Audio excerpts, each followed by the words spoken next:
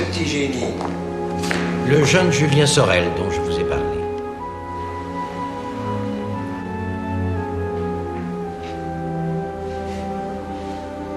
Eh bien, entrez.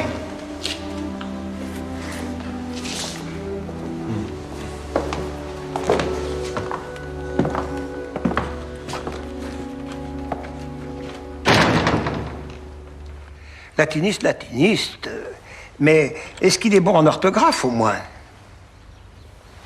Eh bien, répondez. J'ai beaucoup lu. Oui, mais ici, vous écrirez. J'ai un retard considérable. Depuis 2 ans, j'ai eu 7 secrétaires, plus imbéciles les uns que les autres. J'ai mis 3 sucres. Paraît que vous êtes rapide et intelligent. Pas un mot, jamais. Dicté par moi, cela va sans dire, ou entendu par hasard, pas un mot ne doit sortir de cette pièce. C'est un essai. Si dans quelques mois, Monsieur de la Mole décidait de se séparer de vous... Dans ce cas, je retournerai au séminaire. À ce propos, Monsieur le Marquis, je tiens absolument à ce que Julien suive tous les jours des cours de théologie. Du moment que le travail est fait. En revanche, le costume noir... Vous y tenez vraiment? Vraiment, oui. Mais alors un noir peut-être un peu plus... Disons, un noir un peu moins d'œil. Un noir ecclésiastique, peut-être. Mais Julien n'est pas prêtre. Pas encore. Pas encore? Donc tout va bien. Allez tout de suite chez mon tailleur. Commandez-vous quelques costumes. Noirs, puisqu'il le faut. Et des chemises, bien sûr. Combien de chemises? 2, 3? 2 douzaines, pour commencer. Et le bottier aussi. Voici les adresses. Arsène, dorénavant, vous vous occuperez de monsieur. Sorel, c'est bien ça? Bien, monsieur le Marquis. Cette cure, je vous l'obtiendrai, je vous le promets, du côté de Lisieux, tout près de mon domaine de Plantargie. Un presbytère du 15e, admirable. Ça vous irait? Mais attention, vous restez mon avocat.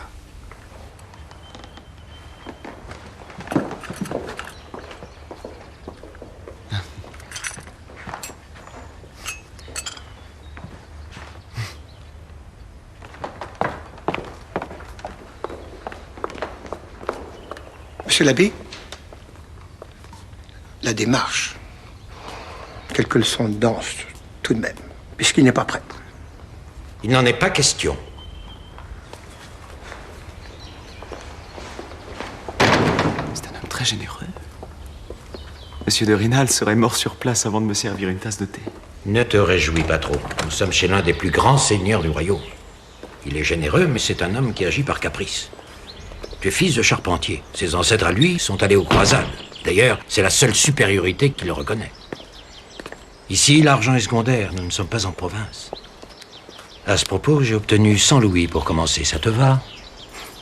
Puisque l'argent à Paris est secondaire.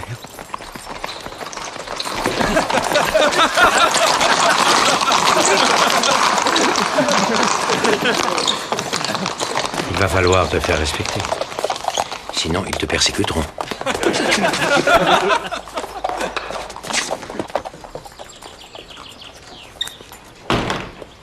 Je voudrais vous remercier. Vous êtes un père pour moi, un vrai père. Toute ma vie, mon père m'a détesté. J'ai cru que j'étais maudit et puis, le hasard, je vous ai rencontré. Toi aussi, tu m'as aidé. Nous allons chez Staub, le tailleur de Monsieur de la Mole. À Besançon, quand j'ai été destitué, j'étais très seul. On me tournait le dos. Tous les regards fuyaient. Et toi, tu m'as offert tes économies. Mais il ne faut jamais dire le hasard, mon fils. Il faut dire la providence.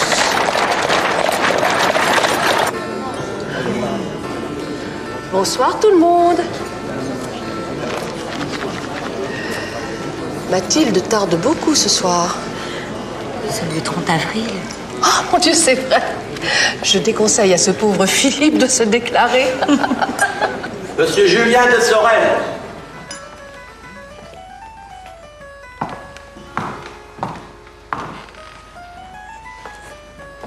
Nous allons dîner ce soir avec un domestique. Arsène ne vous a pas mis au courant? On s'habille, voyons, après 6 heures. On s'habille. Oui, on met des bas. Je vais remonter me changer. Mais non. Pour ce soir, ça ira. Ça va aller. Je vous présente Monsieur Julien Sorel. Et non pas de Sorel. Julien est mon nouveau secrétaire. Le baron d'Écoulis, la baronne, le vicomte de Saint-Clair, Lord Suffolk. Nous étions tous à Londres pendant les années noires. Toujours tragique, Marquis. Je préfère dire l'émigration. Norbert, Oui, père. je te le confie. Bien.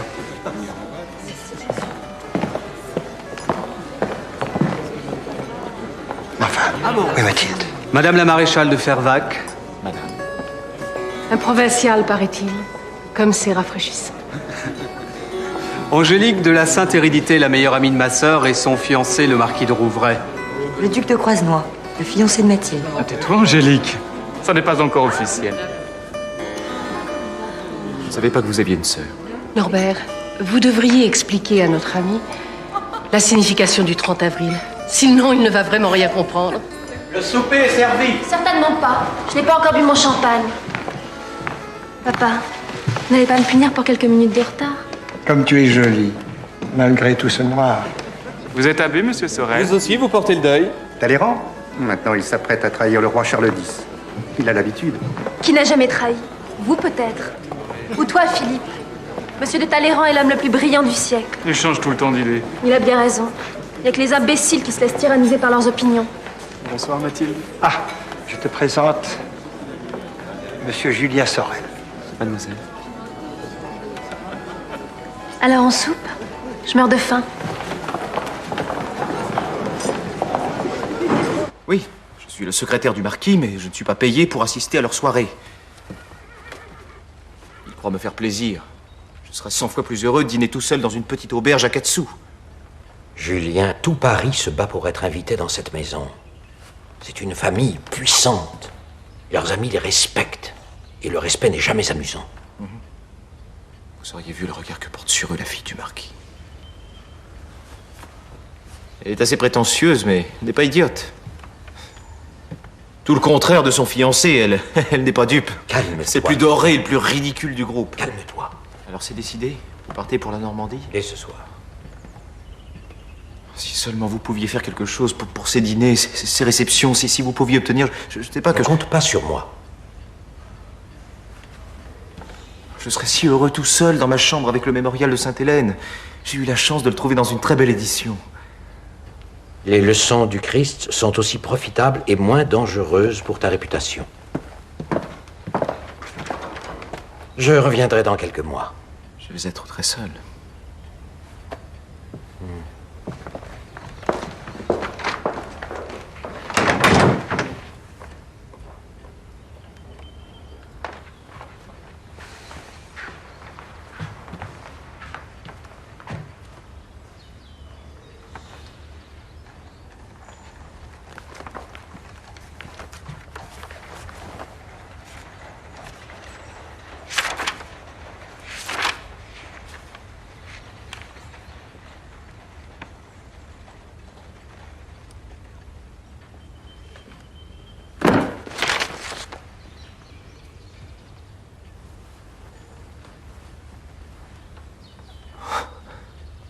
Je peux vous aider?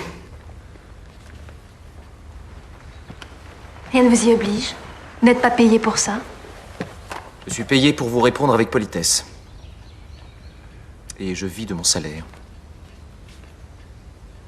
Je cherche Beaumarchais et Walter Scott. Vous savez où ils se trouvent? Je vous demande un instant, je ne suis pas encore habitué. Et le mémorial de Sainte-Hélène, il y a ça ici?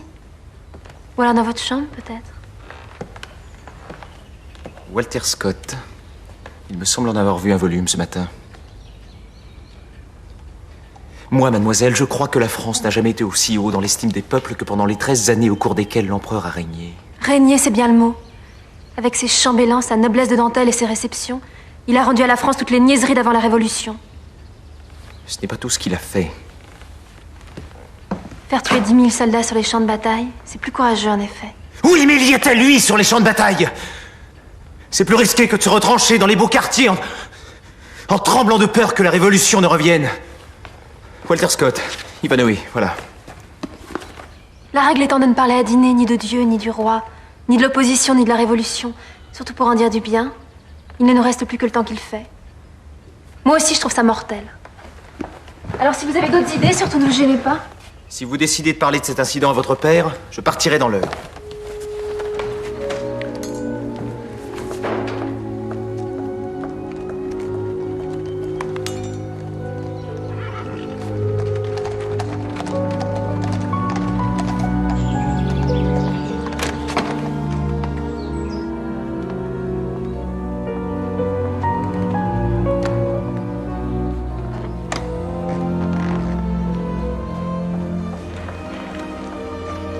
Papa, il faut que je vous voie. Avec joie, ma chérie.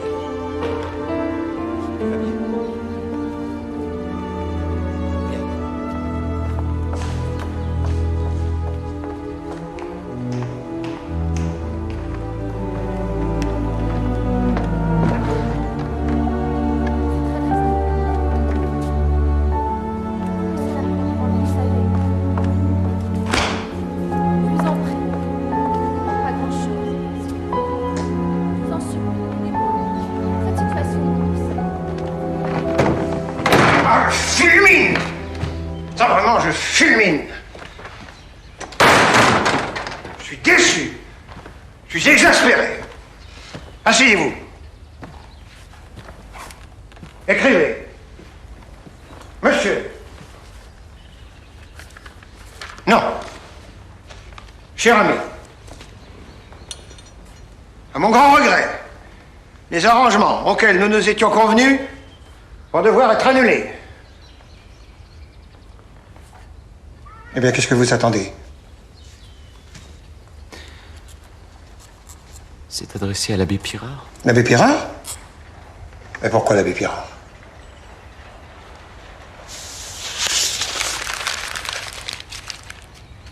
J'en sais rien.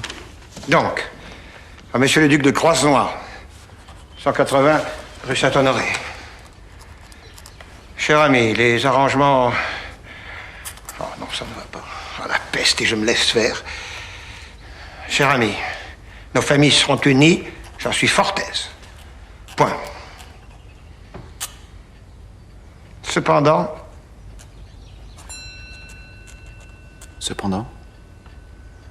Ah, la peste, j'ai pour cet enfant des faiblesses que je ne m'explique pas. Cependant, il me semblerait sage de reporter à quelques mois les fiançailles officielles.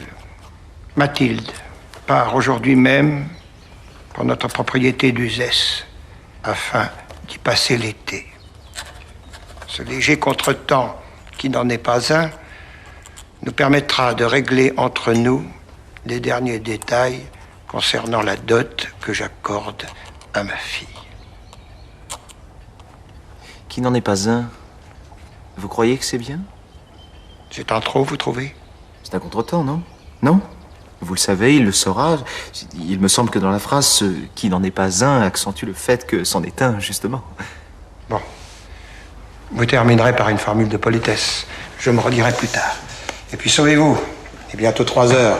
Votre cours de théologie. Je vais me faire gronder par l'abbé Pirard, moi.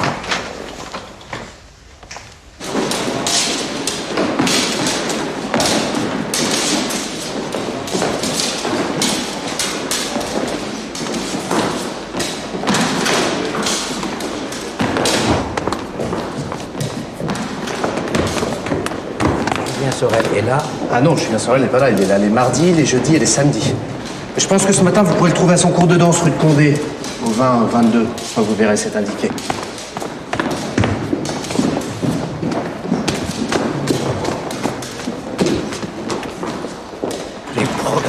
Des progrès. Pas en théologie, en tous les cas. Ça fait plus de 6 mois qu'ils n'ont pas vu le bout de ton nez. J'ai beaucoup voyagé. Les terres du marquis en Picardie, en Bretagne, il m'envoie tous les mois vérifier l'administration, les comptes. Il parle même d'une mission en Angleterre. Eh bien voilà, pourquoi pas des cours d'anglais maintenant? La danse, l'épée, le cheval, ça, ils ont de la chance au séminaire. Ils vont récupérer un parfait gentleman. Un gentleman, un dandy. Et Dieu dans tout ça. Oui, Dieu dans tout ça. Eh bien, madame, vous ne pouvez pas regarder où vous mettez les pieds? Monsieur, veuillez ramasser le parapluie que vous avez fait tomber, s'il vous plaît. Ramassez-le vous-même. Vous demandez au bon Dieu. Je vous méprise, monsieur. Donnez-moi votre adresse. Je ne me bats pas contre un curé. Et moi, je me bats contre ceux qui offensent l'Église. J'attends votre adresse. Donnez-la, voilà mon adresse. Ton de merde. Julien! Tiens.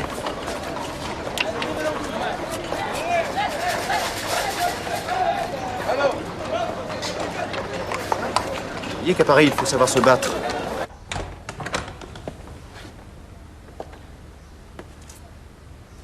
C'est votre carte, Monsieur Sorel? Celle-ci est la vôtre? Absolument. Je vous connais? Ce n'est pas lui? Non, ce n'est pas lui. Je ne comprends pas. J'étais venu pour me battre, monsieur. C'est une bonne idée. Une très bonne idée. Plus tard, Richard, s'il vous plaît. Mais pourquoi, hein? Le lâche. Cet homme s'est fait passer pour vous.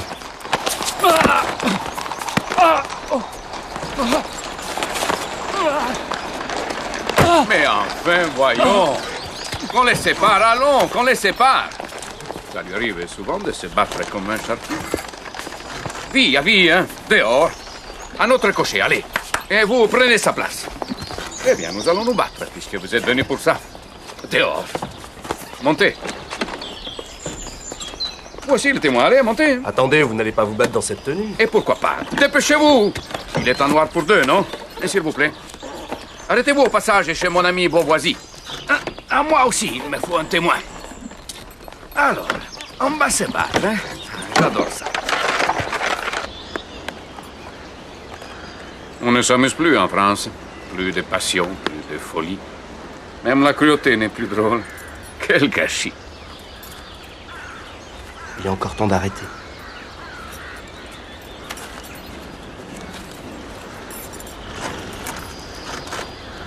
Messieurs, quand vous voulez.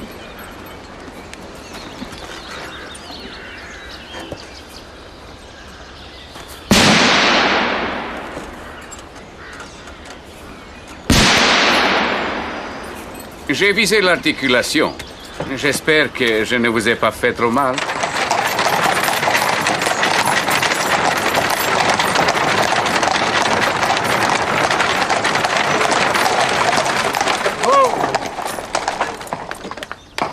À bientôt, j'espère. C'était un plaisir. Pour moi aussi. À jeudi, alors, à l'opéra. Vous demanderez ma loge. Mes amitiés au marquis. Il est de vos parents, j'imagine? Non. Je suis son secrétaire. Il y a toujours une première fois. Je viens de me battre avec un domestique. Dépêche-toi.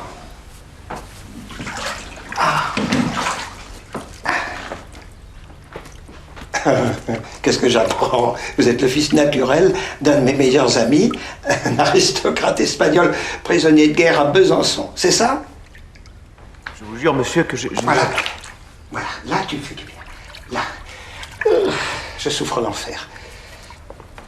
Jamais je n'ai menti sur mes origines. Ça vient d'Altamira. Il ne pouvait pas s'être battu avec mon secrétaire. Julien, la serviette, s'il vous plaît. Et puis aidez-moi.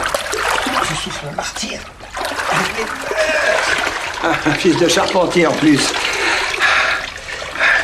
Mais laissez dire, je vous en prie, ne démentez surtout pas. C'est trop beau. Et puis si on vous pose des questions sur votre naissance, prenez des airs modestes, introduisez une sorte d'hésitation amusée avec une pointe de mystère. Vous ne voulez pas en parler, mais vous n'en pensez pas moins. Vous voyez ce que je veux dire? Ma robe de chambre, s'il vous plaît. Il faut vous recoucher, le médecin l'a dit. Oh, laisse-moi tranquille. Je veux m'habiller. Julien va m'aider. Et puis va-t'en. Tu as rédigé le rapport sur les impôts pour le ministre? Oui, monsieur. Et le bilan des fermages en Picardie? Il est sur votre bureau.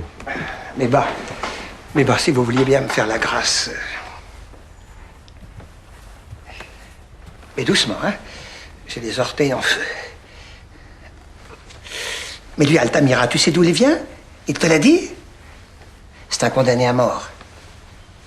Par le roi? Oui, dans son pays, une des plus nobles familles de Naples. Oh, Naples, bon, mais condamné à mort tout de même. Ah, c'est un personnage, un vrai. Il intrigue ma fille, tu imagines, elle qui déteste les gens comme tout le monde. Pour l'opéra, je mets à ta disposition une année d'abonnement. Hein, puisqu'en somme, nous sommes parents. Et pour le bal, invite Altamira. Mathilde sera ravie. Votre fille va revenir? Je l'exige. Oui, enfin, elle fera ce qu'elle voudra, comme d'habitude.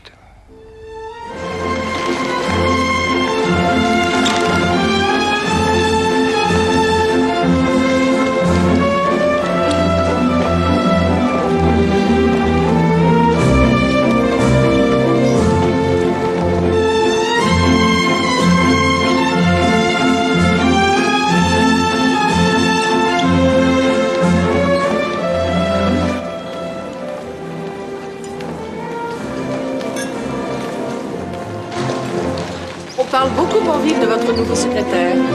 Et que dit-on? Que vous vous êtes entiché de lui. T'amuses, toi. Tous les ans, c'est la même chose. Pour moi, ce n'est pas du tout la même chose. L'an dernier, ma mère n'a pas cessé de m'enquiquiner toute la soirée. Je ne m'appelais pas encore la marquise de Vouvray l'an dernier. C'est quoi la différence? Cette année, c'est ton mari qui t'enquiquine?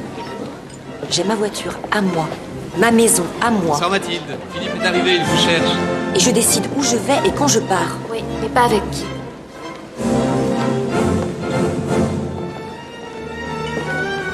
Eh bien, moi, je ne crois pas que je m'ennuierais moins si je m'appelais la duchesse de Croisenois. Tiens, regarde. Là, tu vois, je lui donne pas 5 minutes pour qu'il me parle de la poésie du Midi, des herbes de Provence et des bienfaits de l'huile d'olive. Mathilde, vous avez un teint. Je sais. La couleur de la Provence, le teint du thym et de la marjolaine. J'adore cette valse.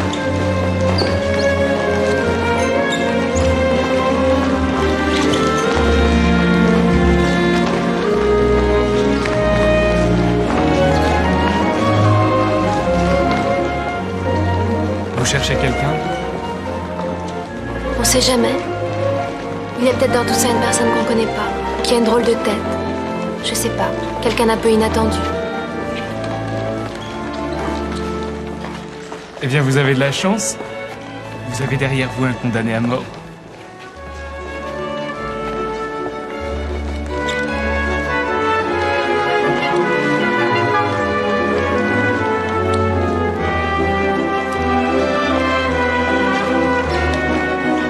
Ce pauvre Altamira. L'Amérique nous sauvera. Ils rendront un jour à l'Europe la liberté que Lafayette leur a donnée. C'est un fou.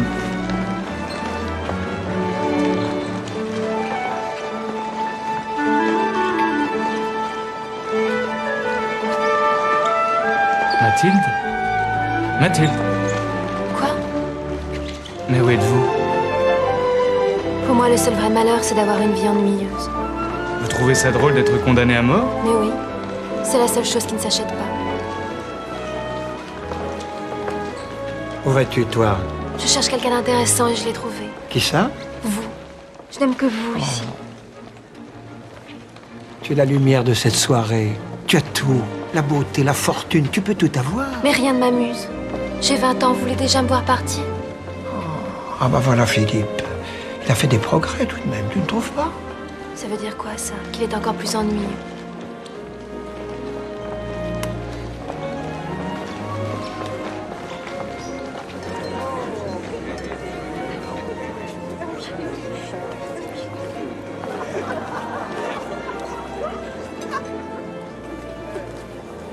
Vous, les Français, vous manquez de légèreté. Les lumières, elles sont bien éteintes aujourd'hui. L'argent a gagné sur les idées. Que serait Danton aujourd'hui? Un voleur. Même pas. Un vendu. Mais tous. Napoléon, n'en parlons pas. Quel voleur, celui-là. Faut-il mieux voler ou se vendre? Alors comme ça, vous êtes amis? Nous avons des tas de choses en commun. Comme souvent les personnes, comment dire, déplacées. Ah, pardonnez-moi, j'aperçois une ordure à laquelle je dois dire 2 mots. Vous êtes beaucoup sortis à Paris? On dit que c'est le plus joli bal de la saison. Il est difficile d'en juger, c'est mon premier bal, mademoiselle. Mais... il m'a l'air magnifique. Rousseau disait toutes ces folies m'étonnent, mais ne me séduisent pas. Julien! Julien! Madame de Fervaques, puis-je vous dire un mot? Je suppose que mon père ne vous paie pas non plus pour me parler de Jean-Jacques Rousseau. Qu'est-ce qu'il y a? Rien. Je regardais vos yeux. Ils sont vraiment très beaux. Votre père m'a tué, je vais boire une tisane. Vous en voulez une? Ça arrêtera les battements de mon cœur. Non merci, je vais danser avec mon fiancé, je pense que ça me fera le même effet. Julien, un jour vous me la direz à moi la vérité. Qui était votre père? Ne suis-je pas votre ami? Vous pouvez me le dire. J'adore les confidences. Julien Sorel. Ça, par exemple. D'ailleurs, je ne suis pas surpris, je vous cherchais. Monsieur Valenod, Madame la maréchale de Fervaques. Baron de Valenod. Mais où avez-vous donc déniché cette histoire de fils de charpentier?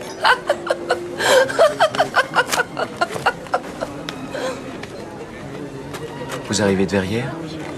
Ce matin même, je suis venu remercier le ministre pour ma baronnie. Vous savez que j'ai remplacé Monsieur de Rênal, c'est moi le maire à présent. Et... ils vont bien tous? Et le petit Stanislas, il va bien?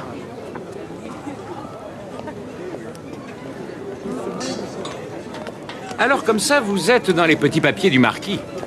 Ah, vous avez bien caché votre jeu. Alors ce duc espagnol, ce prisonnier de guerre, vous n'avez jamais connu? Le duc espagnol? Non, non, jamais. Je suis indiscret. Enfin, après tout, c'est Monsieur de la Mole qui parle, à tort et à travers. Ah, Julien Sorel. J'ai du nez. J'ai toujours su qu'il y avait quelque chose en vous. Eh bien, si un jour vous revenez à Verrières, je peux transmettre un message, je la verrai bientôt. À qui? Comme vous voudrez.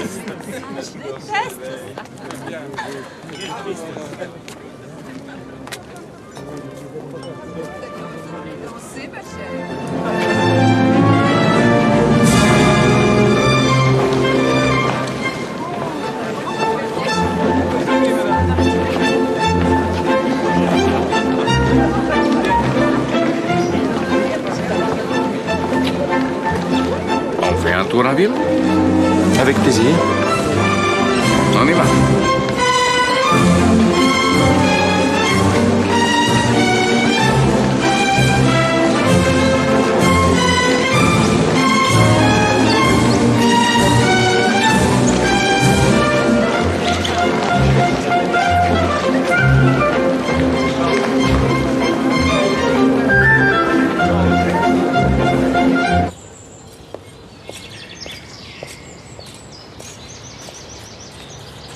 Bien dans les 23? Non, c'est beaucoup plus loin. Continuez tout droit. Par là? Oui, c'est ça.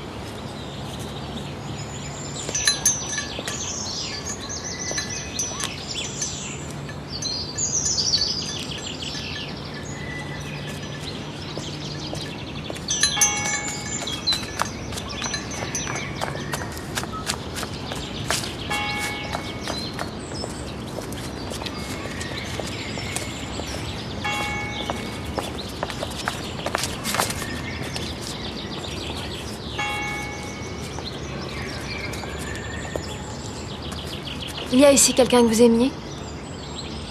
Oui. Il y a quelqu'un, oui. Et vous? Ah, moi, je viens souvent ici. Je me promène. Je regarde les noms, les dates. Parfois, il y a un médaillon, une épitaphe, on imagine plein de choses.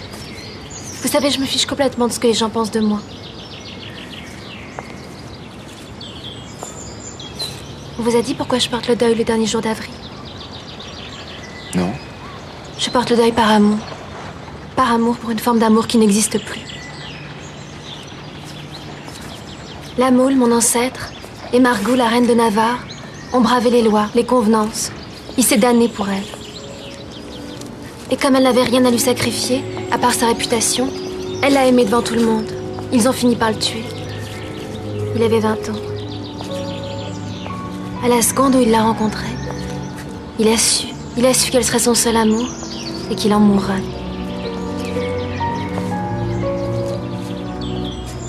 À Marguerite, on avait dit, comme on dit aux princesses, qu'elle serait plus heureuse que les autres.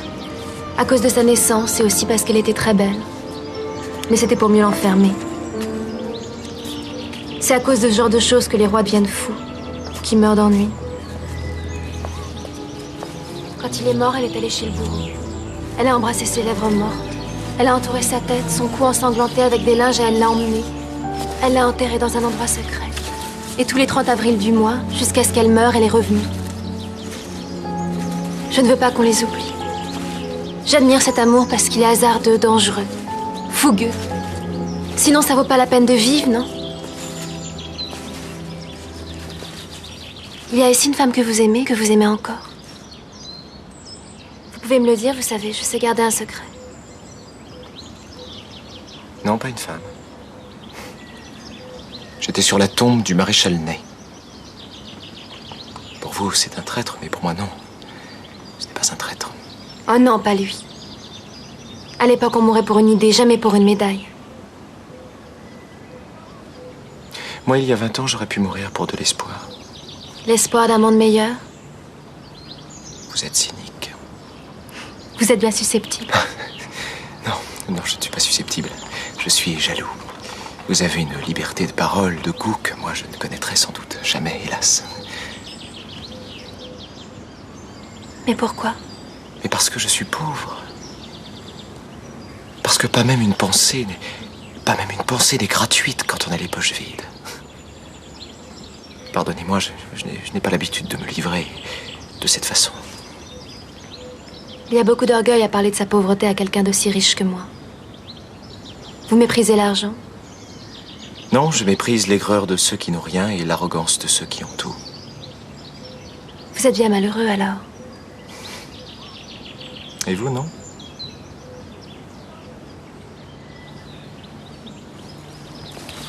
Et alors elle a buté contre une pierre et... Elle s'est agrippée à moi. Elle s'est agrippée à moi. Pour se redresser. Montrez-moi. Voilà, comme ça. Aussi fort? La main sur la main ou sur la manche? La peau a touché la peau? Bien sûr, oui, nous nous sommes effleurés. Ma peau a touché la sienne. Et là, tout à coup, il s'est passé une chose complètement inattendue. Une chose qui, je croyais, ne m'arriverait jamais. J'ai arrêté de m'ennuyer. Vous venez de m'avouer toute sa pauvreté, ses souffrances, ses humiliations. Après tout, ce n'est qu'un domestique. J'ai eu tellement mal pour lui. Alors j'ai pensé, est-ce que je l'aime? Est-ce que moi aussi j'aurai la chance d'aimer? Mon Dieu, il est pauvre, mais il a une telle force. Et s'il aimait quelqu'un d'autre? Il n'a jamais eu l'air de me trouver jolie. Et pour la première fois, je l'ai trouvée belle. Très belle. Vraiment très belle. Et elle s'est mise à parler autrement, à parler de tout. Oh, attention. Ne rentre pas dans le rôle de confident. Et puis nous sommes rentrés en calèche ensemble. Et j'ai eu envie qu'elle me parle de son fiancé. Je reçois des dizaines de lettres. De lui, des autres. Toutes les mêmes. Mélancoliques, passionnées soi-disant, mais d'une prudence. Et là, j'ai commis une erreur. Je lui ai dit, mais alors, il ne comprend rien. Et elle, mais comprendre quoi? Eh bien que c'est l'imprudence qui vous intéresse. J'ai détesté qu'il m'ait mise à nu de cette façon. Je l'ai haï. Surtout quand il m'a dit « Vous l'aimez bien tout de même. Ce que vous détestez en lui, c'est le futur mari. C'est tout. » Pff, quel aplomb. Pour qui se prend-il ce fils de charpentier? Quand nous nous sommes revus dans la bibliothèque, j'ai été odieuse, insupportable. Et alors depuis ce jour, à mi-et-demi, elle passe d'un état à l'autre. Parfois, elle est glaciale, hautaine, et puis soudain, elle se tourne vers moi, et elle me sourit, elle est gentille, elle me regarde, mais me regarde comme si elle... Elle te regarde comme si elle t'aimait? Non. Non, je connais le regard d'une femme amoureuse. Et puis pourquoi moi? Pourquoi moi? Philippe de Croisenois a tout. Il a le nom, les terres, le titre, la famille. Mais j'aime bien les batailles perdues, tu le sais. Mademoiselle, bonjour. Au moindre signe d'humeur, je disparais 1 ou 2 jours. Ou bien alors je l'ignore complètement. Et quand je l'ignore, elle vient me chercher. C'est elle qui vient me chercher. C'est toujours elle. Mais tout ça, c'est de la stratégie. Ce que tu veux, c'est qu'elle te choisisse, toi, plutôt qu'un descendant des Croisenois qui a fait les croisades. Hein? C'est ça, non? Qu'elle me choisisse. Nous verrons après si je l'aime.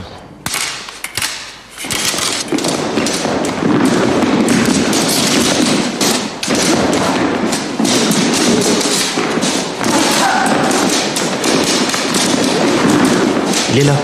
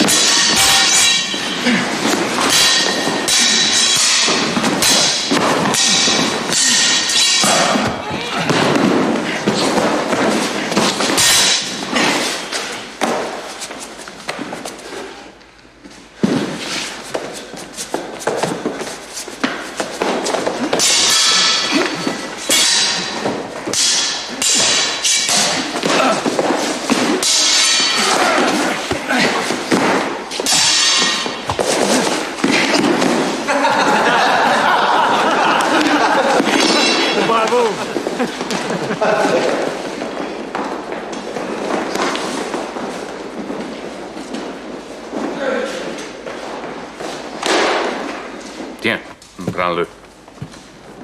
On ne sait jamais. Ce mariage n'aura pas lieu. Demain, je ferai croire à Mathilde que je m'en vais. On verra bien ce qui arrivera. Il n'y a plus de vieux cadres. Avec l'économie nouvelle, ça ne peut plus durer. Heureusement que notre roi va remettre tout cela en place. Nous y veillons, mon cher ami, nous y veillons.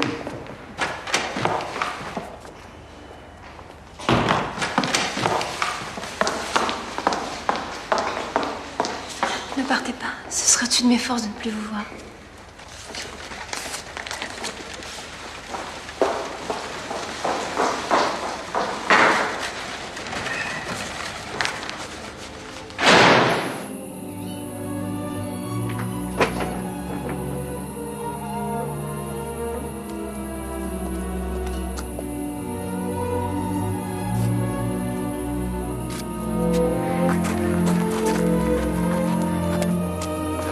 Il faut que je vous parle. Ce soir, 1h après minuit, vous trouverez près des buis l'échelle du jardinier. Montez chez moi, il fait clair de lune, mais qu'importe. Saleté, paysan. Tu n'es pas mon rival, tu ne le sauras jamais. Ni mon égal, ni même mon inférieur. Tu n'es qu'un insecte. Une larve de curé défroqué. Elle t'a attiré dans un piège et tu es tombé dedans comme un pauvre valet que tu es. Que tu resteras toute ta vie. Elle t'a fait le coup de la reine de Navarre et tu l'as cru. T'es pas le L'amour est premier. dangereux Et ça, elle sait de quoi elle parle. La plus jolie fille de Paris, la plus riche, et tu y as cru, bâtard.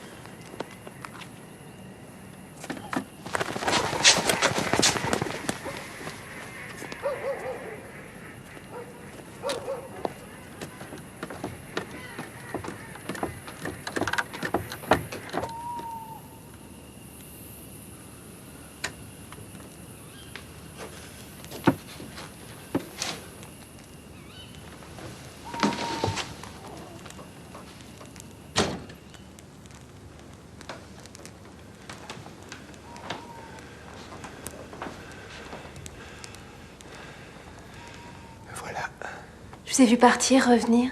J'ai cru que vous alliez jamais vous décider. Il faut enlever l'échelle. Mais arrêtez, qu'est-ce que vous faites?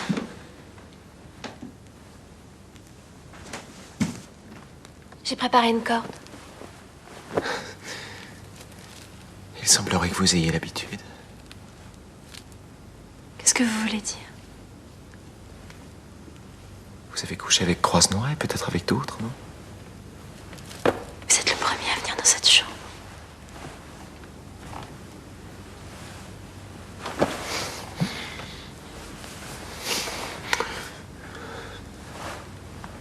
Vous avez si peur que ça?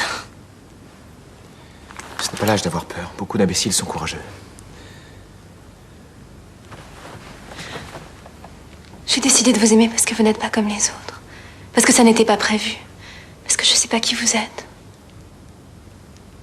Vous avez décidé de m'aimer? Vous croyez parler d'amour, mais vous ne parlez que de vous. Attends. Je veux être à toi. Je suis à toi. Viens. Viens.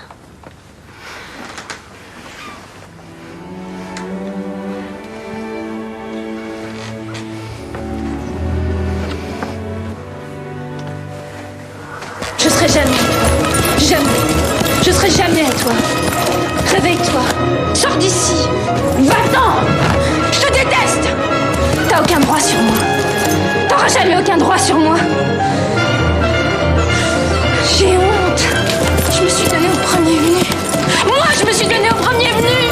Mais va-t'en. Va-t'en.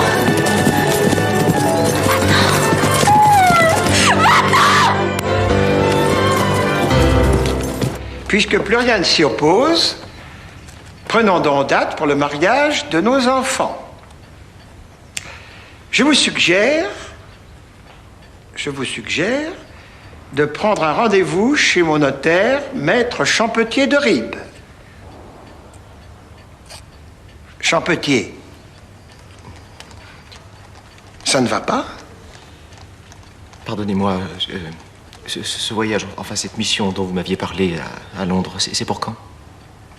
Je ne sais pas, le mois prochain peut-être. Pourquoi? Parce que je me disais qu'en partant plus tôt que prévu, cela me permettrait de me familiariser un peu avec l'anglais et avec des mœurs dont je ne connais rien. Cher ami, justement, je disais à Julien, je ne peux plus me passer de lui. Je ne peux plus me passer de lui. Et vous tombez bien, ce contrat est un casse-tête. Le duc de Croisenois, avec ses grands airs, se transforme en fripier dès qu'il s'agit de dot. J'ai déjà promis mon domaine de Villequier, une rente annuelle de 30 000 francs.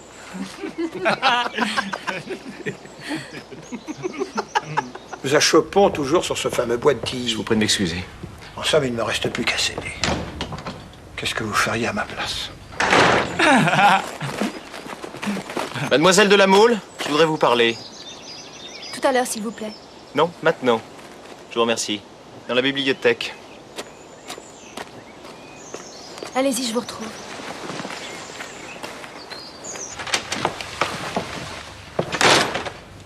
Alors vous pensez pouvoir me traiter comme un être inférieur qui vous aimera quand ça vous amusera? Rassurez-vous, ça ne m'amuse plus. Vous osez m'interpeller en public? Vous voulez faire un scandale? Crier à tout le monde que je me suis donnée à vous? Eh bien, allez-y, faites-le, allez-y! C'est vous qui faites un scandale. Et alors? Je suis chez moi, ici. J'ai changé d'avis. Je me suis trompée. Vous m'intéressez pas.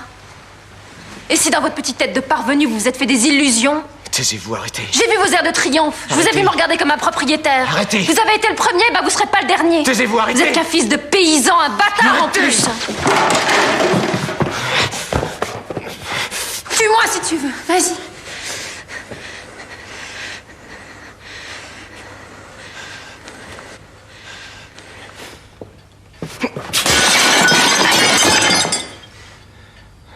T'as voulu me tuer? Vous voyez ces débris? Ils sont l'image exacte des sentiments que je vous portais.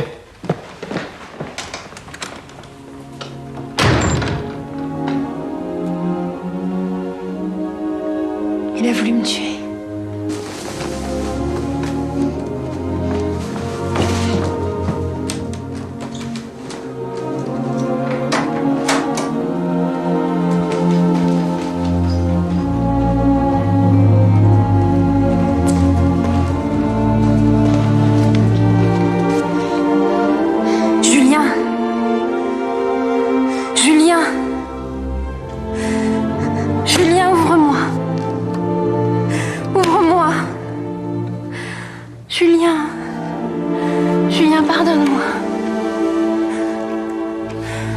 Je te demande pardon, s'il te plaît, ouvre-moi.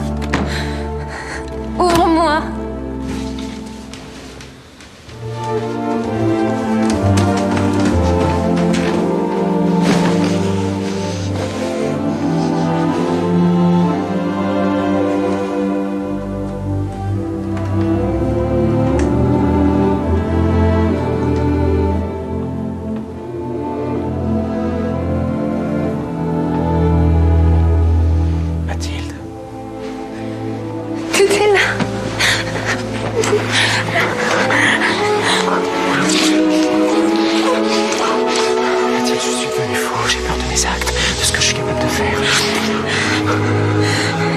Jamais je me révolterai.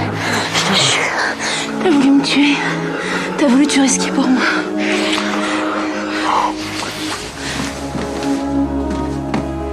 Qu'est-ce que tu fais?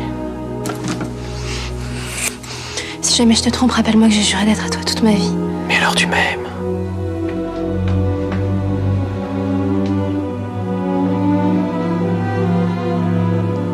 Alors tu m'aimes? Oh oui, je t'aime.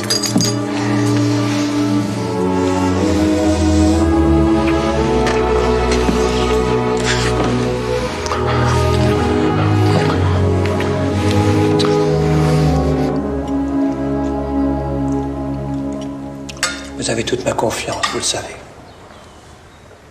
Ce message doit rester tout à fait confidentiel. Le message transmis, vous resterez à Londres chez mon ami Suffolk et vous attendrez mes instructions. Oh. Alors comment te sens-tu? Oh. Que dit le médecin? Il dit que ses mauvais de rester enfermé. Il a raison. La porte verrouillée, les volets cadenassés. Comment peux-tu rester comme ça, cloîtré plus d'une semaine? Asseyez-vous. Il dit qu'il faut que je m'amuse maintenant que je suis guérie. Vous partez, monsieur Sorel? Je pars tout à l'heure. J'ai même cru qu'il me serait impossible de vous faire mes adieux avant de partir. Et ça fait 8 jours que votre père, que tout le monde s'inquiète énormément pour vous. Il me connaît. N'est-ce pas, mon père? Il y a des jours où je suis lasse de tout, et puis d'un seul coup, tout va bien. Et aujourd'hui, tout va bien. Cette soupe me paraît délicieuse, mais j'ai pas faim. Bon voyage, monsieur Sorel.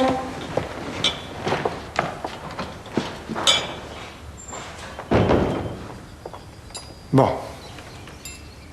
Bon. Alors, maintenant, répétez-moi ce que vous allez dire à Lord Grey de ma part. Arsène, laissez-nous, je vous prie. Eh bien, allez-y, vous n'avez pas oublié tout de même. Non.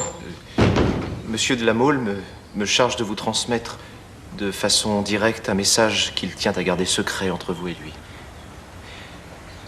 Aujourd'hui, rien ne peut plus empêcher le naufrage. Le roi Charles X est menacé. La légitimité est elle aussi menacée. Nous sommes à la veille d'une autre révolution. Please don't move, sir. I might hurt you with my needles. It won't be long now. Thank you. Mais tu l'aimes ou non? Si tu l'aimes, il faut rentrer à Paris. Je ne sais plus si je l'aime ou non. Vraiment, je ne sais plus. Elle est tellement incompréhensible. Excuse me, I want to see it in the mirror. Yes, of course. Tu ne sais pas? Non, je ne sais pas. Parfois, il m'arrive de penser à quelqu'un d'autre. Et à qui penses-tu? À une femme pure et désintéressée. Et que j'ai aimée. Comment tu trouves? Bien, bien. Magnifique. Tout le contraire de Mathilde, hein? Je n'arrive pas à me l'ôter de la tête, Mathilde.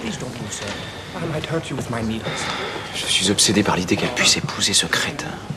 Eh bien, voilà une réponse. Allez, viens. Je t'ai apporté un cadeau. 56 lettres d'amour.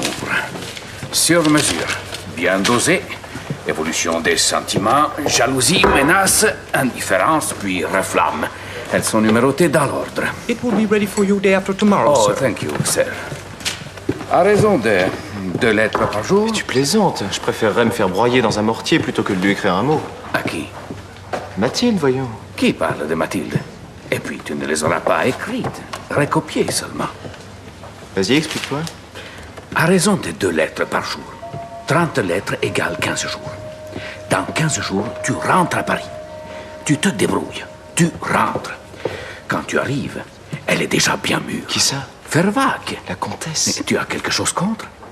Elle est veuve, riche, elle a de l'influence et la meilleure loge de tout l'opéra. Si tu emportes le morceau, ça rendra folle la petite. Dis-moi, pourquoi 56 lettres et pas 55 ou 59? Parce que l'ami Korasov, le russe qui les a envoyés, on les lui a retournés. Et il s'est fait conduire après la 56e. Cravate noire, redingote bleue. Tu remets la lettre au portier. Tu prends un air contrit. Si par hasard une femme de chambre t'observe d'une fenêtre, tu esquisses un sourire un peu mélancolique. Pendant ce temps-là, Mathilde, tu fais tout le contraire de ce qu'elle attend. D'ailleurs, c'est une règle pour tout dans ce siècle. Pas les moindres reproches. Charmant, mais sans faire de charme. Pas complètement indifférent non plus. Ça ferait faux, je crois. Elle a l'air de ne rien voir, mais elle voit tout, tu la connais. Quand tu sors, par exemple, elle a toujours l'air pressée. Et quand tu rentres, toujours un peu là. Retour à la comtesse. Les lettres continuent et elle continue à les ignorer. Un jour, aux alentours de la 35e lettre, tu t'arrêtes subitement. Et alors là, je t'assure que... Un pli pour M. Sorel.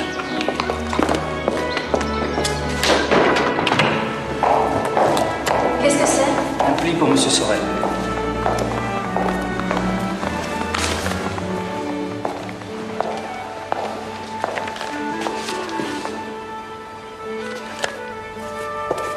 Madame la comtesse arrive.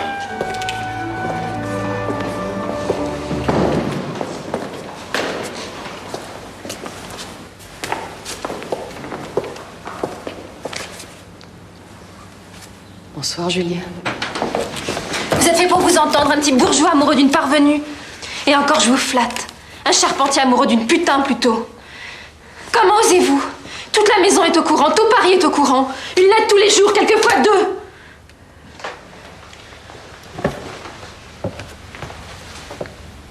Mais... au courant de quoi? Vous avez obtenu d'elle ce que... Tout Paris est au courant qu'elle est votre maîtresse. Je n'avoue rien du tout. Ça m'étonne pas. Elle adore les curés. Elle en a toute une ribambelle autour d'elle qu'elle entretient grassement.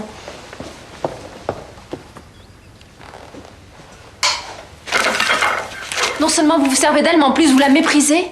Vous n'ouvrez même pas ses lettres. Les lettres d'une femme qui se compromet pour vous. Je vois que... cela semble vous intéresser. Monsieur, ce soir à l'opéra, on donne le mariage secret. Faites-moi le plaisir de venir dans ma loge à 8h. Nous irons souper après. Chez Véfour, à 8h. Mais alors tu ne l'aimes pas. Tu ne l'aimes pas si tu n'as pas ouvert ses lettres. Pardonnez-moi, mais je dois être à 8h à l'opéra. Je t'adore, Julien, je t'adore. Je te demande pardon. Mais qui tu adores? Qui? Hein? Je veux des garanties. Des garanties. Oui, dans 2 jours, dans 2 heures. Vous me direz quoi, hein? Que je ne suis rien, c'est ça? Que vous en épouserez un autre? Jamais je l'épouserai. J'ai besoin de réfléchir et je suis très en retard. Pouvez-vous me laisser seul, s'il vous plaît?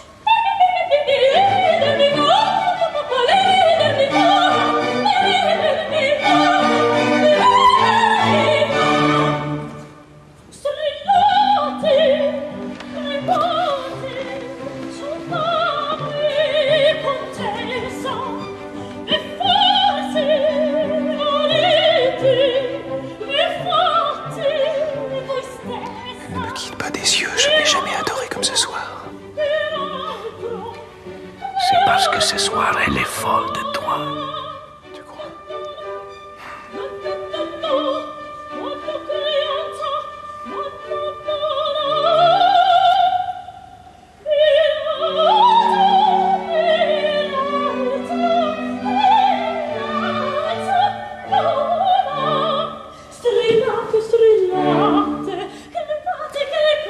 Mais pense au denteur. Il vit avec sa tigresse. Ils sont intimes. Il la caresse, elle ronronne. Mais il a toujours un pistolet à portée de la main. Ne bouge pas, fais-lui peur, sinon tu es fichu.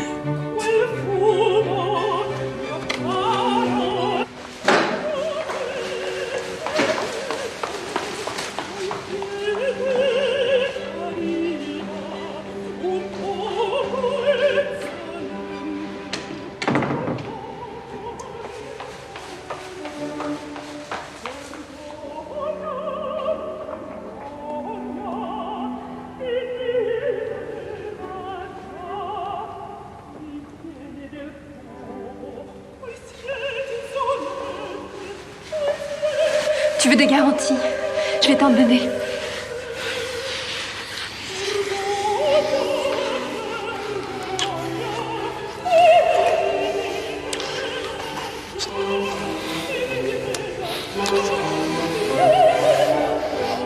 Enlève-moi, partons en Écosse. C'est pas une garantie, ça? Fais-moi payer tout ce que je t'ai fait. Je suis prête à tout, à tous les dangers, à tous les ragots, j'ai peur de rien. Ce soir, j'écrirai à mon père, il nous chassera. C'est moi qui le chassera, pas toi.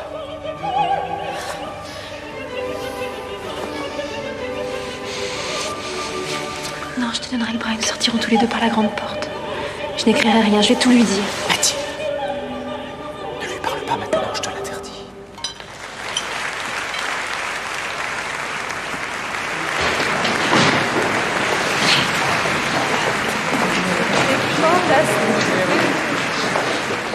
Cette nuit dans ma chambre, je t'attendrai. Julien, racontez l'Angleterre à nos amis. Il m'a tellement fait rire. Chaque Anglais devient fou au moins 1 heure par jour. C'est le seul être qui m'amuse. Julien? Julien? Eh bien, Julien, où étiez-vous? Que se passe-t-il? Où aviez-vous disparu? Pardonnez-moi. Dans votre lettre que j'ai reçue ce matin, vous me dites, cette nuit, je vous écris depuis Saint-Pétersbourg.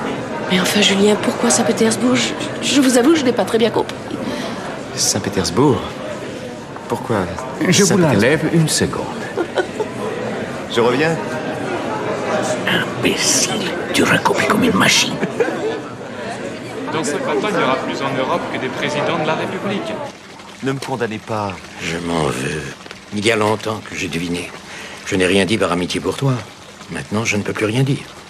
C'est une confession, n'est-ce pas? Oui, c'est une confession. Pauvre homme, s'il sait, il aura le cœur brisé. Mathilde veut lui parler. Dieu te préserve. Sa vengeance sera terrible. Et il aura raison. J'ai pitié de lui, mais sa vengeance... Toi, tu as pitié de lui? Il est mon bienfaiteur. Je suis désolé de lui faire du mal. Mais je ne le crains pas. Tu ne crains personne. Tu ne crains même plus Dieu. J'ai peur pour toi, mon fils.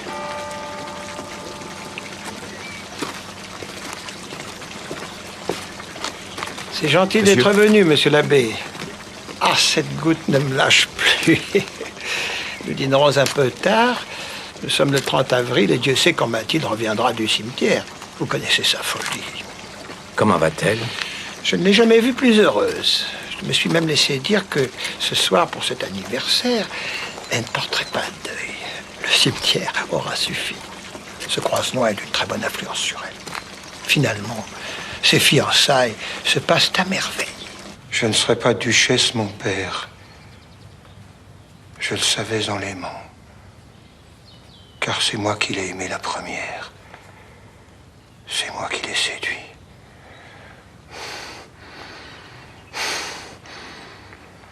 C'est un aveu difficile, mais c'est vous qui avez placé ce jeune homme, sa qualité et son mérite sous mes yeux.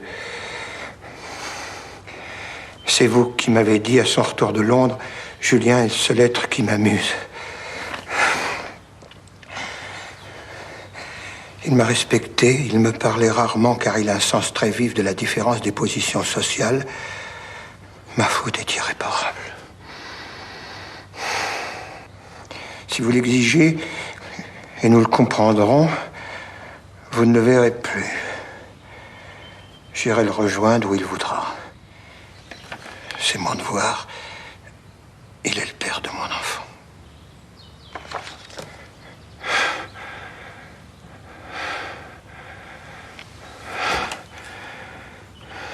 Pour éviter le scandale, nous partirons. Nous vivrons modestement. Il sera professeur de latin ou de littérature. En Suisse, par exemple. Personne ne saura. Personne ne reconnaîtra votre fille dans une simple Madame Sorel, belle fille d'un charpentier de Provence. Tais-toi! Arrête. Tais-toi, je t'en supplie. Tu ne peux pas t'appeler Madame Sorel. Je le tuerai plutôt. S'il meurt, je mourrai. Tu ne peux pas t'appeler Madame Sorel, ce petit rien de rien, ce petit arriviste. S'il meurt, je porterai le deuil. J'enverrai des faire-part. Je serai publiquement Madame Veuve Sorel. Tout ce qu'il y a de plus illustre en France m'a demandé ta main. C'est le seul homme que j'admire. D'où qu'il parte, il s'élèvera. Avec ou sans votre aide. Mon aide? Il s'élèvera. Et s'il y a à nouveau la révolution, c'est lui qui vous sauvera. Pourquoi n'a-t-il pas fui? En admettant que ce soit toi, la première qui a... Rien que cette idée me fait horreur. Mais papa, vous l'adoriez. Oui. Et aujourd'hui, je vois en lui quelque chose d'effrayant. Quelque chose... Enfin, il faut réfléchir. Réfléchir. Il y a des solutions. La pauvreté vous semble ignoble, déshonorante, mais pas à moi. Je vivrai exilée avec mon mari et mon enfant, c'est tout. Ne parle pas de l'exil. Tu ne sais pas ce que c'est que l'exil. Tu ne sais pas ce que c'est que la pauvreté. Eh bien alors, nous nous marions publiquement. Nous partons en voyage et quand nous rentrons, il sera né depuis longtemps. Je ne serai pas la première... Nous? Qui, nous? Monsieur et Madame Sorel? Je suis heureuse, enfin. Vous avez toujours dit que rien d'autre ne comptait pour vous. Heureuse, mais pas comme ça. Qu'ils partent. Attention, voyons. Oh, mon Dieu. Qu'ils partent. Sinon, je vais le tuer. J'aurais besoin de... Je ne sais pas, de quelques semaines. Nous avons quelques semaines, n'est-ce pas? Après, je déciderai. Combien de semaines? 3, 4, 1 mois. Je ne sais pas. Mais pour l'instant, qu'ils partent. Qu'ils partent. Sinon, je le ferai tuer par un de mes valets de chambre.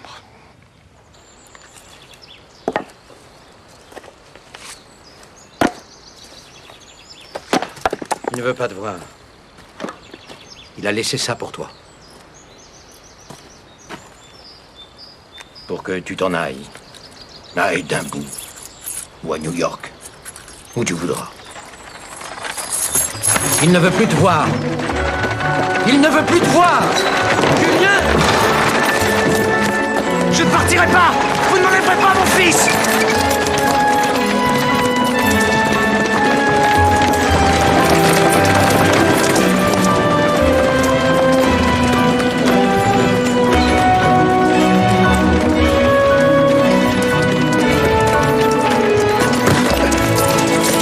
Laissez vivre mon fils, je vous en conjure. Tuez-moi si vous voulez, mais laissez vivre mon fils. Victor, arrêtez!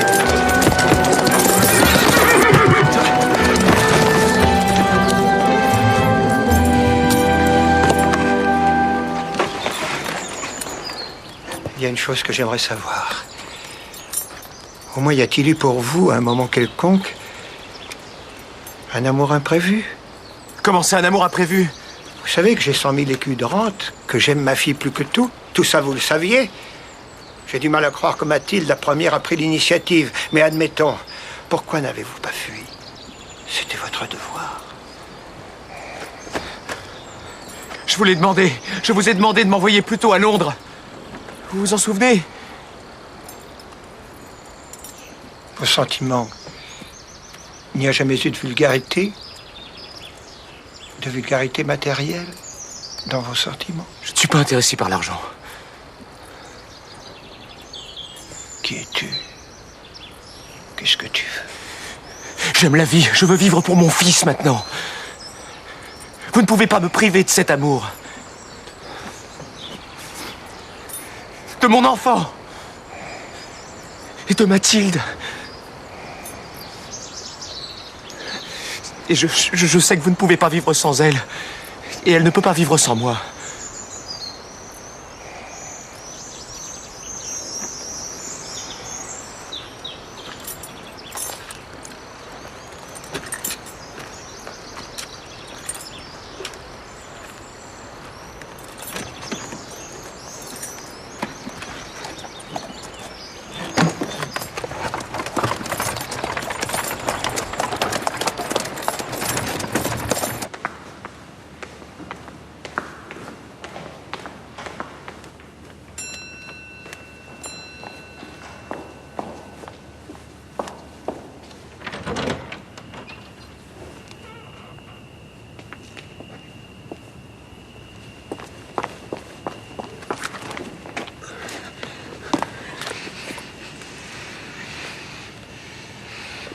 Dans ma chambre, c'est trop risqué. Viens.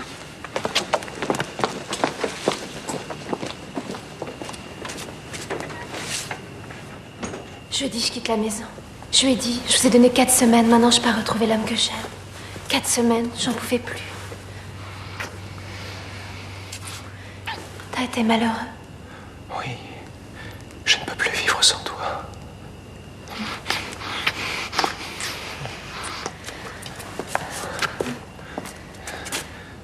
Je l'ai supplié d'assister à la cérémonie. Un jour, il est prostré, le lendemain, il fait comme si de rien n'était. C'est comme un jeu entre nous, mais ça suffit maintenant. Il va falloir qu'il prenne une décision. Quelle décision? J'ai encore l'espoir qu'il accepte un mariage public. Je t'avais dit de ne pas insister. C'est sans importance. Sans importance. Mais si, c'est important pour moi. Laisse-moi faire. Je sais ce que je fais, je sais. Tu as l'air transformée, tu sais. Oui. Toute ma vie, j'ai vécu comme une tortue. Aujourd'hui, j'ai l'impression d'être un oiseau. Pars maintenant, c'est trop dangereux ici pour toi.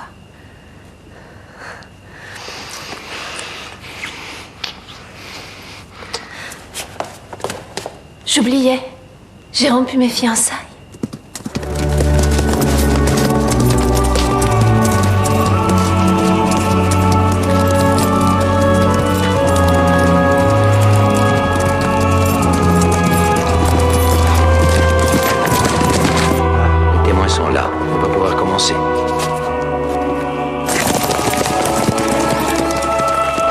Il va peut-être encore venir.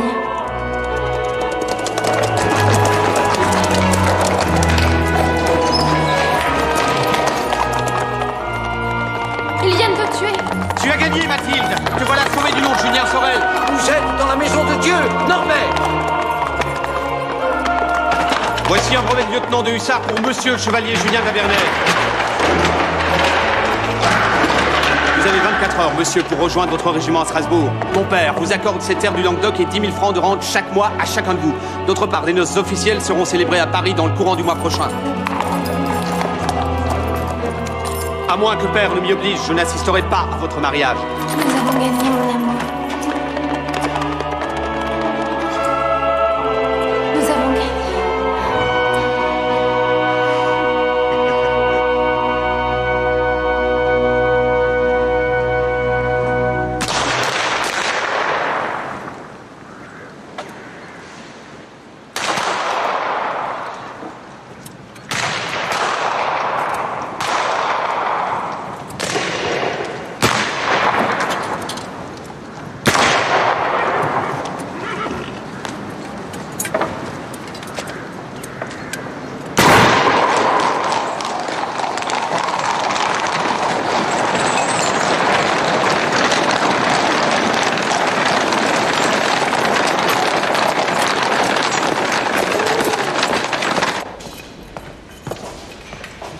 Ce qui les énerve, c'est que vous soyez lieutenant sans jamais avoir été sous-lieutenant. Compréhensible. Et ils n'ont encore rien vu. Avant mes 30 ans, je serai général, c'est moi qui te le dis. Ouais. Mathilde, que fais-tu ici? Que s'est-il passé? Yévin, laisse-nous. Que s'est-il passé? Il s'est passé quelque chose. Dis-moi. Il est arrivé quelque chose au bébé, Mathilde, dis-moi. Mon père te maudit pour toujours. Tout est perdu, tout est fini. Alors, continue! Qui est Madame de Rênal? Pourquoi a-t-elle écrit cette lettre horrible à mon père? Pourquoi as-tu donné son nom à mon père? C'est la mère du petit garçon dont j'étais le précepteur. À Verrières.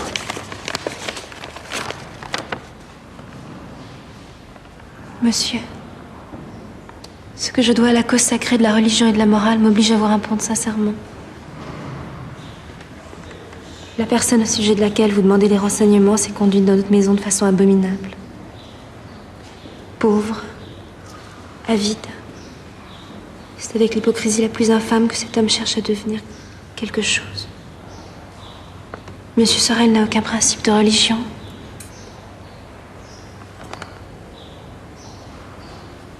Je pense que le seul moyen qu'il ait trouvé pour réussir dans une maison,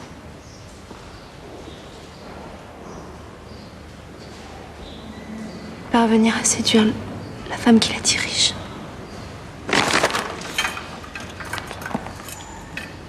Tout ça est faux. Ce n'est pas vrai. Tout est faux. Tu crois que c'est vrai, toi? Tu crois ce qu'il y a dans cette lettre? Mon père le croit.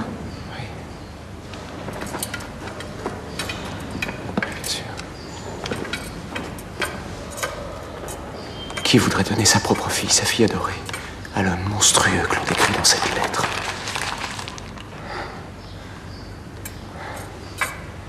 Il faut m'oublier, Mathilde. Non.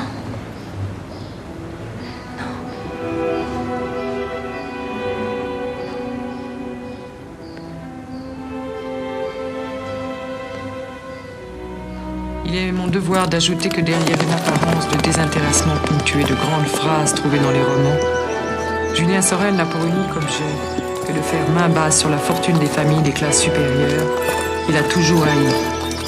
Il ne laisse derrière lui que malheur et regrets éternels.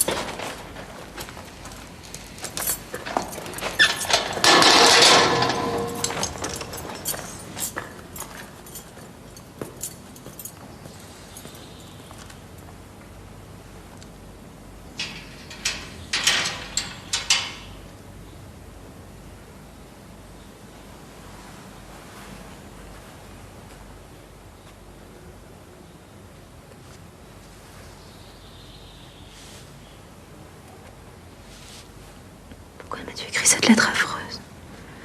M'ordonner de ne pas te répondre. M'interdire de parler de toi à notre enfant.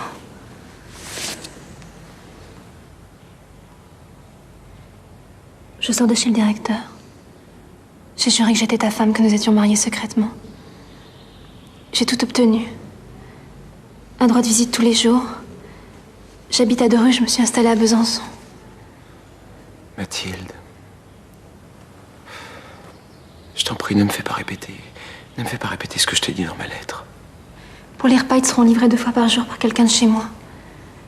La cour, celle où il y a les arbres, dorénavant, tu peux t'y promener quand tu veux. Je ne veux pas que tu t'occupes de moi, Mathilde.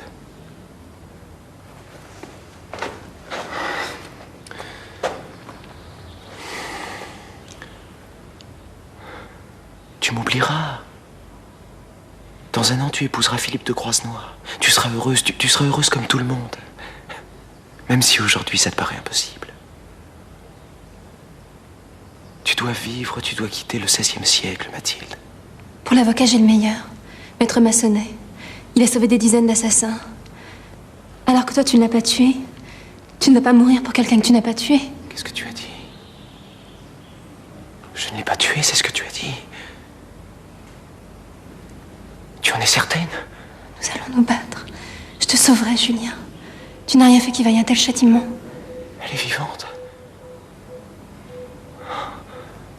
Mais alors je l'ai blessée.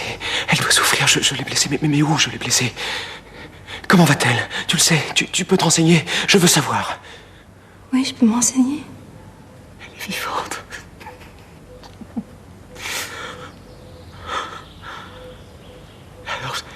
Alors peut-être va-t-elle me pardonner, peut-être? Et dans ce cas, au procès, son pardon sera considéré comme... C'est vrai, le procès. Julien, pourquoi tu tirais sur cette femme? Pourquoi? Il faudra que je me défende. L'éloquence des uns, les injures des autres, les journaux, toute cette vulgarité.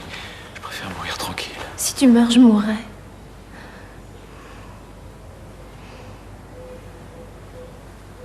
Comme vous voyez, monsieur le juge, je vais très bien. À peine 2 mois se sont écoulés et je suis venue en voiture de Verrières à Besançon. Vous souhaitez donc assister au procès? Oh non. Ma présence pourrait faire du tort à monsieur Sorel. On pourrait penser que je suis là pour demander vengeance. Alors que je souhaite plus que tout au monde qu'il soit sauvé. Mais il vous a tiré dessus? Mais c'était un moment de folie. Tout le monde vous dira à Verrières qu'il avait des lubies, des moments d'égarement. Il passait de l'enthousiasme à la mélancolie comme ça, sans préavis. Mon fils, qu'il adore, pourrait vous le confirmer. Il a des ennemis qui n'en a pas. Mais personne n'a jamais mis en doute le talent, l'intelligence, la culture profonde de ce jeune homme. Ce n'est pas un être ordinaire que vous allez juger, monsieur. Il connaît la Sainte Bible par cœur. C'est un homme pieux, pur. Vous avez écrit le contraire à monsieur de la Mole? Je le regrette tellement. J'ai été influencée, j'ai été trompée. J'ai perdu la tête. Je comprends que cette lettre l'ait rendu fou. Vous admettez donc que c'est votre lettre qui l'a poussé à ce geste effroyable. D'ailleurs, il vous a tiré dessus une 2e fois. Il y a eu préméditation. Mais ce n'est pas vrai. Je l'ai vu. Il ne savait pas ce qu'il faisait. J'ai reconnu son regard, ce regard un peu vague qu'il avait avant ses crises de délire. Je l'ai vu. Monsieur le juge, si par ma faute un innocent est conduit à la mort, ma vie entière en sera empoisonnée. Il n'y a pas eu préméditation. J'ai connu Julien Sorel il y a quelques années. Comment dites-vous qu'il s'appelle à présent? De la Fresnay? De la Vernay. J'ai ici des lettres du ministère de la Guerre. Mon père désirait que mon mari soit officier supérieur avant de rendre officielle l'union secrète que nous avons. Une mésalliance, en effet. Il était le fils d'un charpentier, n'est-il pas vrai? On dit que dans cette ville, rien ne se fait sans votre consentement. Alors votre père est le marquis de la Mole. Et mon oncle est le cousin germain de Monseigneur l'évêque de Reims, qui fait la pluie et le beau temps à l'épiscopat. Et la victime, cette Madame de Rênal, elle n'est pas morte, n'est-ce pas? Donc vous connaissez l'affaire? Besançon est une petite ville. Tout le monde parle. D'autant plus... D'autant plus? On dit que ce jeune homme a inspiré autrefois une grande passion à cette Madame de Rênal. Une passion partagée. C'est ce que l'on dit. Pourquoi a-t-il tiré sur elle? Elle se porte bien. Il est coupable d'une faute grave, mais d'une faute seulement. C'est par jalousie, vous croyez? C'est possible. Elle s'est entichée d'un confesseur qui lui fait faire ses 4 volontés. Sinon, pourquoi aurait-il tiré sur elle dans l'église, devant tout le monde, pendant que ce petit abbé y célébrait justement sa messe? Non? Vous l'aiderez? On tire au sort une trentaine de jurés parmi les notables. J'en connaîtrais intimement une dizaine. Ce serait bien de la malchance si je n'arrivais pas à réunir une majorité. Il vous faudra peut-être consolider certaines amitiés.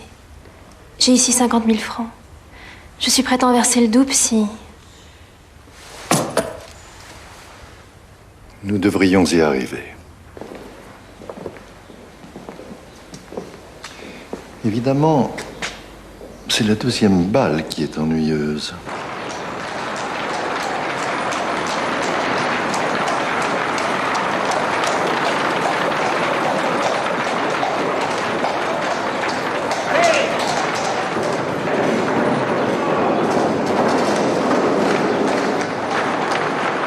Julien, une dernière fois, je vous en conjure. Laissez-moi plaider la jalousie. Je vous le répète, si vous faites ça, je vous tue. Allez, descendez.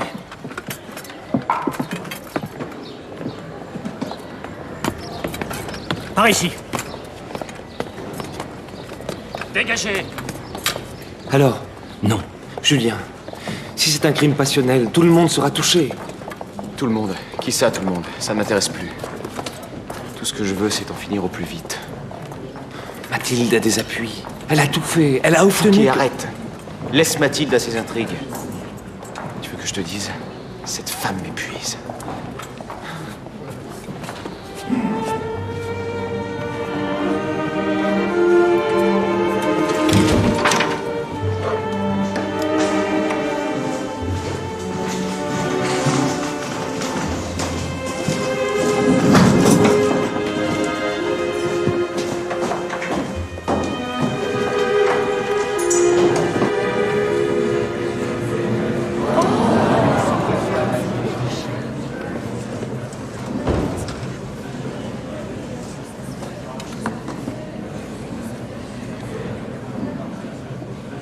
Julien. Nous avons dans nos mains 10 jurés sûrs et 5 presque certains. Je t'aime. Maître Massenet, j'aime. Mon ami. Oui. Mon ami. Toi aussi, tu es venu. Mais qu'est-ce qui t'a pris? Tu avais tout. Quelle mouche t'a piqué? Écoute, tu vois cette femme assise au premier rang avec un grand chapeau. Je voudrais que tu lui transmettes un message. Julien, tu sais qui est le président du jury? Messieurs les jurés,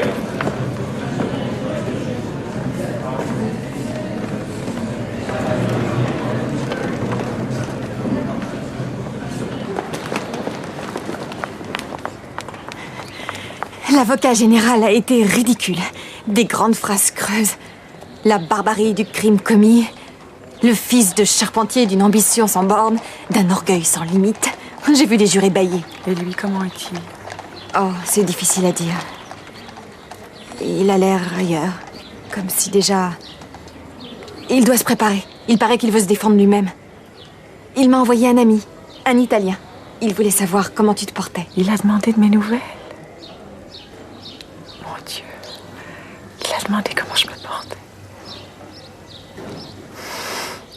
Messieurs les jurés, je n'ai pas l'honneur d'appartenir à votre classe. Je ne vois parmi vous ni artisans, ni ouvriers, ni paysans enrichis. Ce qui veut dire que je ne serai pas jugé par mes pairs pour l'abominable crime que j'ai commis. Je ne me fais aucune illusion. Je ne requiers aucune faveur. Mon crime est atroce. Il était prémédité.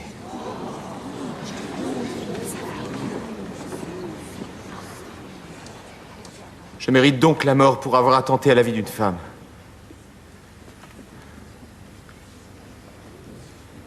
Une femme digne de respect. pure. Une femme que j'ai tellement aimée.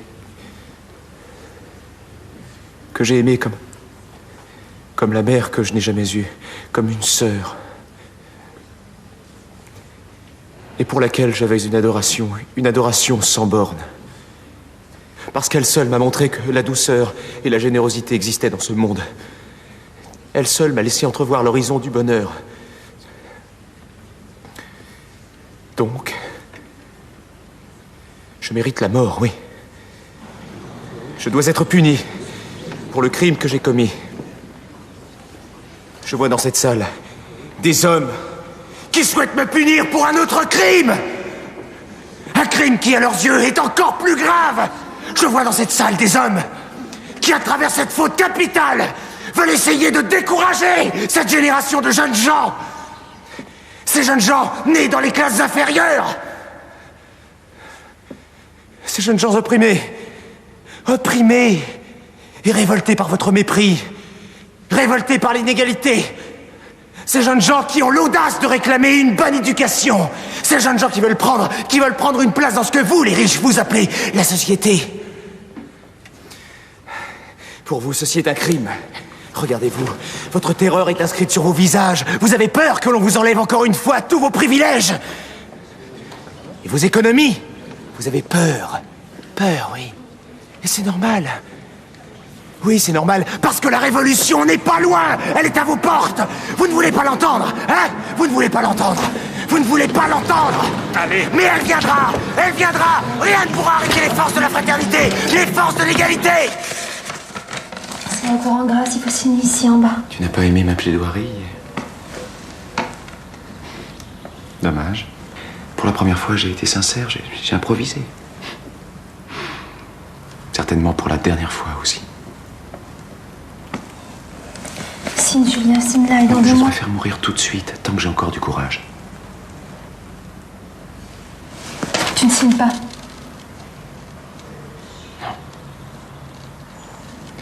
Non, je ne signe pas. Toi qui maudis soi-disant l'hypocrisie, t'es plus hypocrite de tous. Alors s'il te plaît, fais un effort, une dernière fois, essaie d'être sincère. Tu aimes cette femme. Tu l'aimes et tu l'as toujours aimée. Tu crois que tu as voulu la tuer par vengeance ou par amour pour moi? Tu te mens à toi-même. T'as voulu la tuer parce que tu l'aimes. Et si c'était elle aujourd'hui qui te suppliait de signer ton appel, tu le ferais. T'as toujours fait ce qu'elle a voulu. Et même cette lettre ignoble qu'elle a envoyée pour te perdre, là encore, elle a réussi à te faire exactement ce qu'elle voulait. Se punir et te perdre. Je la hais! Je la hais! Je maudis le jour où je t'ai rencontré.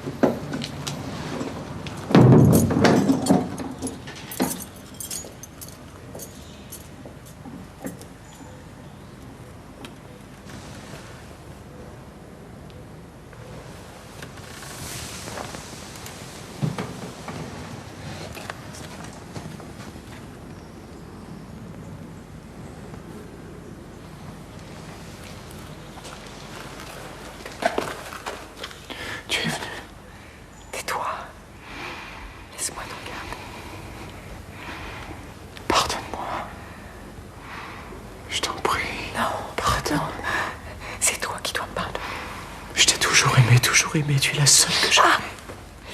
Ta blessure. Non. Fais voir. Montre-moi. C'est fini. Comment ai-je pu te faire ça? Et moi? Comment ai-je pu envoyer cette lettre abominable? C'est pas moi qui l'ai écrite, tu sais. Mais je l'ai recopiée, je l'ai signée. J'ai tellement honte. Pardonne-moi, mais j'étais jalouse. Ton bonheur avec cette jeune fille. Tu peux me le raconter maintenant? Tu es la seule que j'aime. Tu es la seule que j'ai jamais aimée. Il n'y a que toi.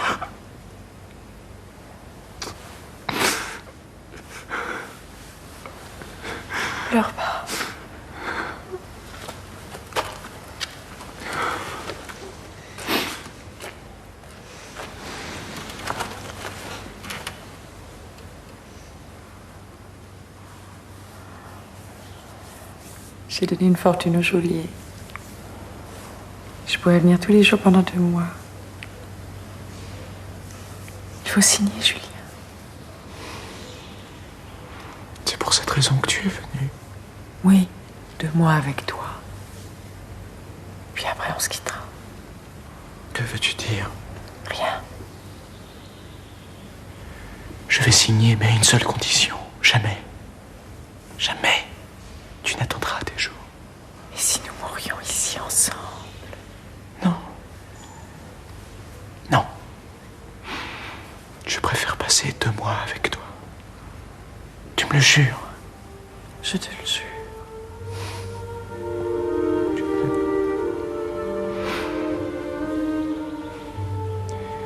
Je suis si heureux. Tu viendras tous les jours. Tous les jours, oui.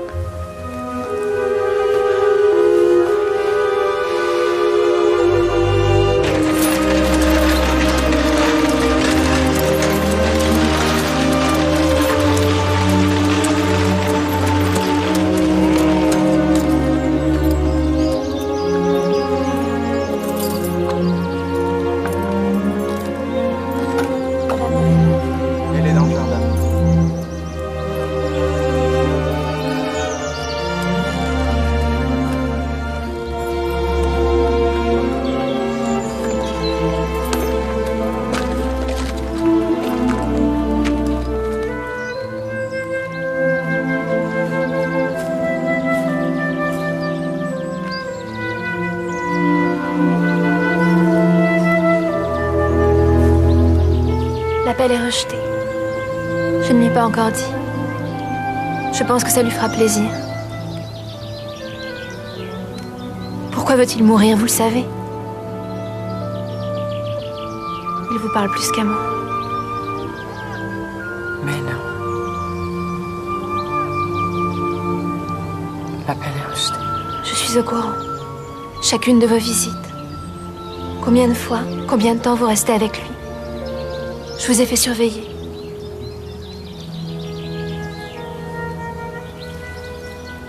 Au début, j'ai beaucoup pleuré. Je lui ai fait des scènes atroces. Mais j'ai changé. J'ai grandi, peut-être. J'ai compris qu'il vous aimait plus que moi. Pourtant, vous lui avez fait tant de mal. Il faut beaucoup de force pour accepter ça. Mais j'en ai. J'accepte.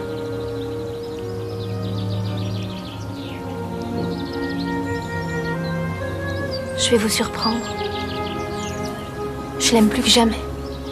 Vous me surprenez pas. Mon Dieu. L'appel est rejeté. Pourquoi n'étiez-vous pas à la prison hier? Parce que je suis trop faible quelquefois pour faire semblant d'être bien. Oui. Il faut y aller demain, c'est important. Il a beau me dire le contraire, vos visites le rendent très heureux. Vos visites et rien d'autre. Donnez-moi votre bras pour que je m'y appuie. Julien est né là où il ne fallait pas, quand il ne fallait pas. Cette noblesse qu'il n'a pas eue, il essaye de la remplacer par la noblesse du cœur.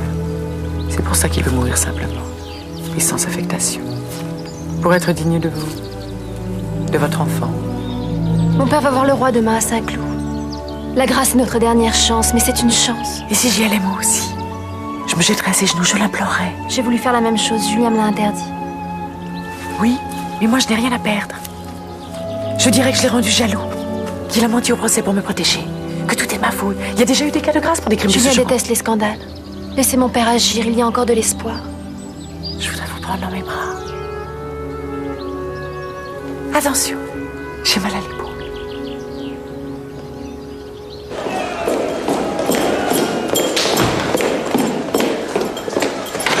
Père, tout est bloqué. Ils sont des milliers rue Saint-Antoine. Ils marchent vers le Louvre et les Tuileries. Nous allons à Saint-Cloud, nous passerons. Mais le roi n'est plus à Saint-Cloud. Le roi n'est plus le roi. Il va abdiquer.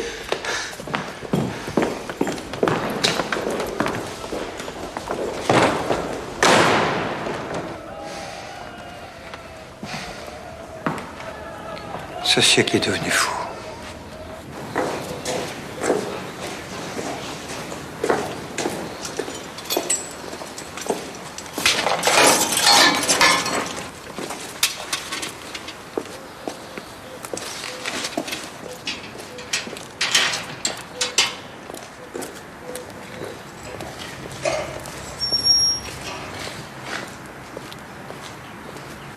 J'ai obéi à des convenances que je ne respectais pas.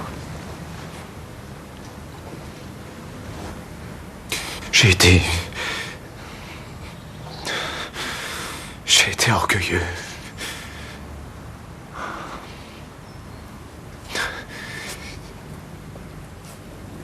J'ai été ambitieux.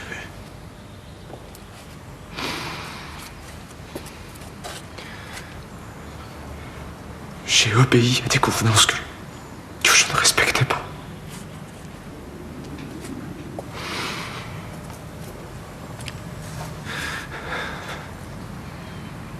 J'ai voulu ôter la vie à la seule femme qui pleurera ma mort.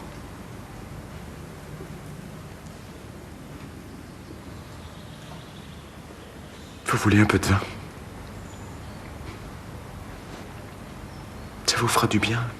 Il est bon, Mathilde l'a fait venir de Toscane. Continue, mon enfant. Continue. Je ne me suis repenti qu'après l'avoir revue. Vivante. Elle était vivante. Mon père, j'ai réalisé alors quelque chose de très étrange. Je me suis rendu compte que j'aimais follement cette femme et j'ai compris l'horreur de mon acte. Je l'aimais éperdument.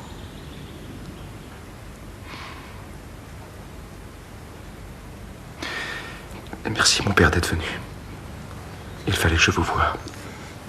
J'ai eu tant de chagrin en apprenant. Je venais de recevoir ta lettre de Strasbourg. Et tout cet argent que tu m'as envoyé. Et que je t'ai rapporté. Gardez-le pour vous, ou donnez-le à quelqu'un.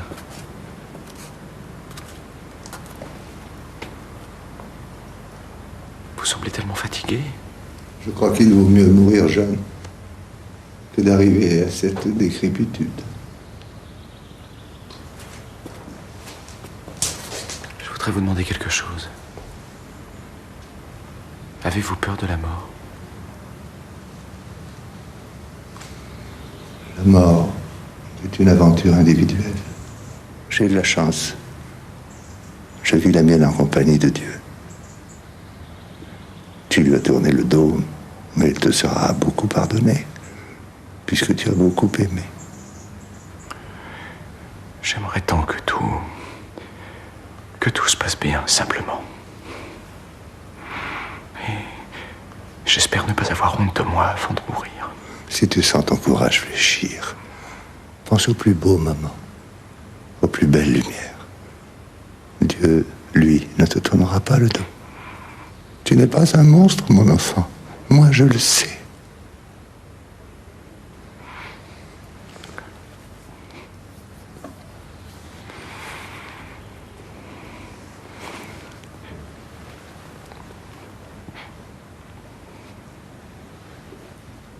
Je l'élèverai dans les idées qui t'ont inspiré. Je lui parlerai de toi. Je lui dirai que son père était fier et pur et qu'il est mort pour éviter les compromis. Je lui parlerai de Bonaparte aussi. Il s'appellera Sorel. De toute façon, aujourd'hui, c'est plus prudent. Paris est à feu et à sang, tu le sais. Je lui dirai aussi que tu es allé au bout de ton destin, de ta passion. Même si cette passion, je la partage avec une autre femme. Non, ne dis rien.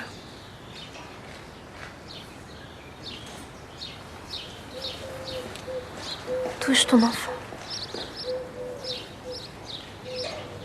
Je te demande pardon.